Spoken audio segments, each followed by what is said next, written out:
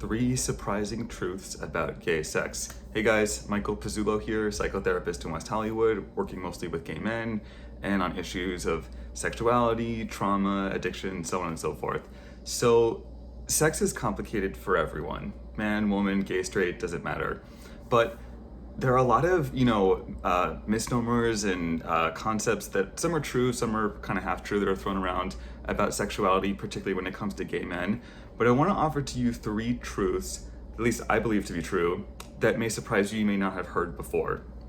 Not just generic advice or concepts that are already, all over social media. So the first is that we sexualize trauma. So, sex obviously can just be a physical urge and that sort of a thing.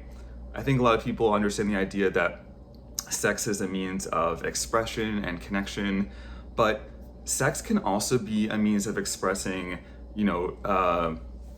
darker experiences or painful emotions, and oftentimes that includes trauma. Actually, what we find is that sex can be one of the ways that we express some of the most repressed, split off experiences or things that we've gone through that we have the littlest access to. So, if you've had an experience and you've integrated it and processed it, that may not come out sexually. But say, for example, there's some trauma that's really not been integrated or you really haven't worked on, that actually can fuel sexuality in a really strong way. So it's interesting. So one way that you can actually do trauma work is to look at someone's sexual behavior and sexual expression and see what's coming out that way. You can almost think of it as like a language that we speak, but that it really does tap into some of the most core unconscious parts of us. So it can be a really interesting way of looking and learning about yourself. But again, that we really do sexualize traumatic moments, and that's not a bad thing. It's just sort of part of human psychology that we've come to know. The other thing is that sexuality is not that fluid. There's this idea that sexuality is fluid, and one day I might be into this, the next day I'm into that, so on and so forth. I do agree that sexuality exists on a spectrum, of fully straight, fully gay, and people, bisexual and in between and whatnot. But the truth is that most people develop some sort of sexual template, if you will, by a relatively young age, and it tends to be really fixed throughout their whole life, actually. That, yeah, sometimes you do stumble across new things that you find interesting and whatnot, but actually our attractions do tend to be pretty permanent and pretty locked in. And it's not this idea that it's just like this ever-evolving matrix that, every day there's a new thing that turns me on. Not really true. Most people tend to have fixed interests, and some people have more variety than others, but generally speaking, what you're into is what you're into. Is going to be what you're into. Kind of like, the food that you like, for example. You have taste buds. Sure, you might discover something new every once in a while, but for the most part, you like what you like.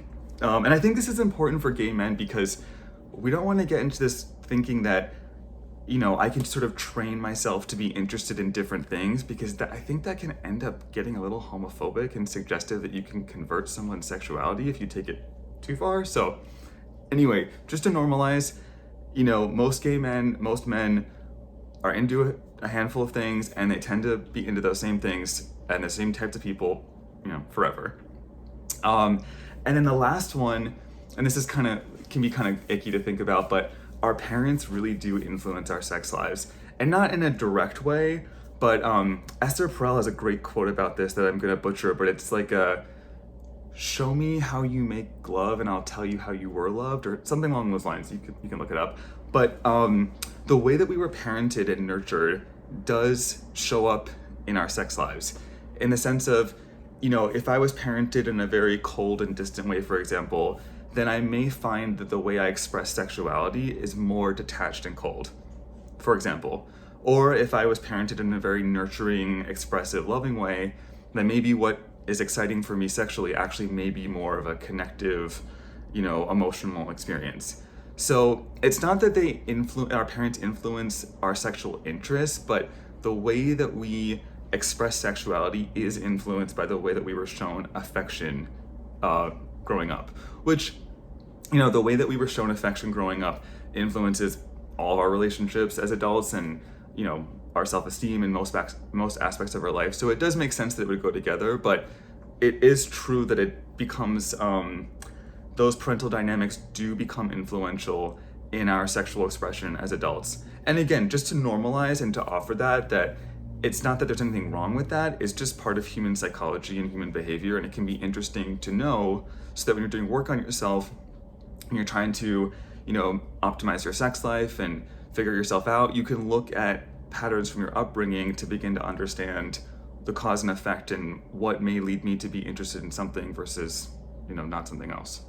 So anyway, those are my 3 surprising truths about gay sex. Hope they were useful. Let me know your thoughts. If you have any questions, I'd be happy to answer and offer my opinion. And last thing I'll say too is that I think no one is the arbiter or expert on sexuality. There are different opinions. So I think they're very influenced by who you are and your identity and so on and so forth. So I by no means want to say that, I'm the expert, but I don't think anyone is the way I would put it. So anyway, hope you enjoyed. If you liked this content, please subscribe to my channel. I'm going to try to do as many videos as possible, and let me know your thoughts. And if you want to contact me directly, I'll put my link to my website in the description, and you can reach out to me if you want to work together. So thanks, guys.